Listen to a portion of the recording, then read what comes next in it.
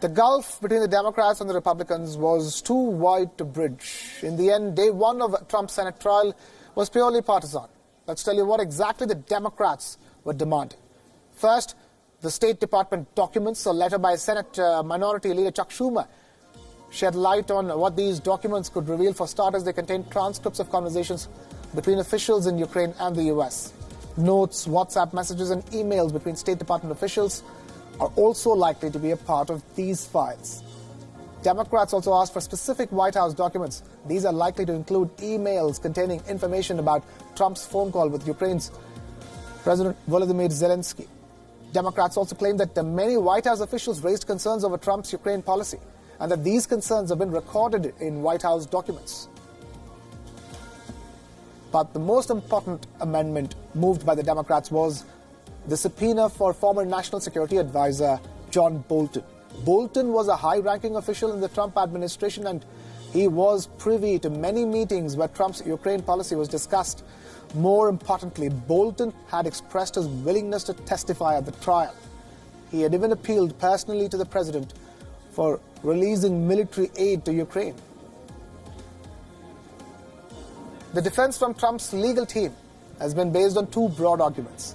The first has to do with the precedent set during Bill Clinton's impeachment back in 1999, and the second argument is based on the constitutional division of duties. What are the responsibilities of the Senate and the House? Neither Bolton nor Chief of White House Staff Mick Mulvaney testified during the congressional hearings, and so the Republicans are arguing that the Democrats are asking the Senate to do what the House should have done during its own probe.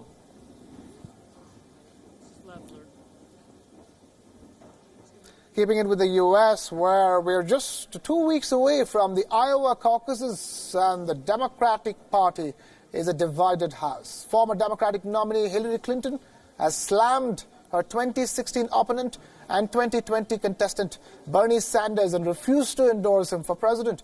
In her latest documentary film, Clinton tore into the Vermont senator. She said, and I quote, "He was in Congress for years. He had one senator support him. Nobody likes him. Nobody wants to work with him. He got nothing done. He was a career politician. It's all just baloney. And I feel so bad that people got sucked into it." Unquote. Clinton criticized Bernie's online supporters, popularly known as the Bernie Bros. According to her, the culture surrounding Bernie's campaign is based on relentlessly attacking competitors, especially women. She threw her weight behind Elizabeth Warren in the ongoing tussle with Sanders over alleged sexism. She pointed out that Bernie had repeatedly called her unqualified to be the president of the United States back in 2016. Bernie Sanders has chosen to not directly respond to Hillary Clinton's comments. He said that Trump's impeachment was his major priority at the moment. Bernie's fellow candidate Tulsi Gabbard sided with him, saying that this isn't high school. In a sarcastic jibe, Gabbard tweeted out saying that she liked Bernie Sanders unlike Hillary.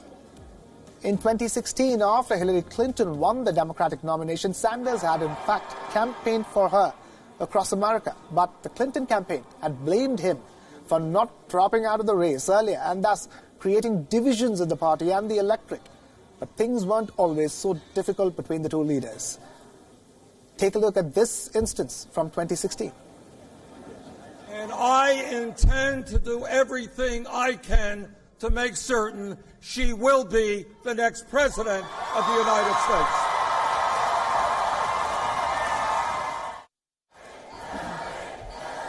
Thank you so much. I have to say it is such a great privilege to be here with Senator Sanders. Even former President Barack Obama has been skeptical about Bernie's possible nomination. He recently warned the candidates against embracing socialist ideas, a clear reference to Bernie Sanders.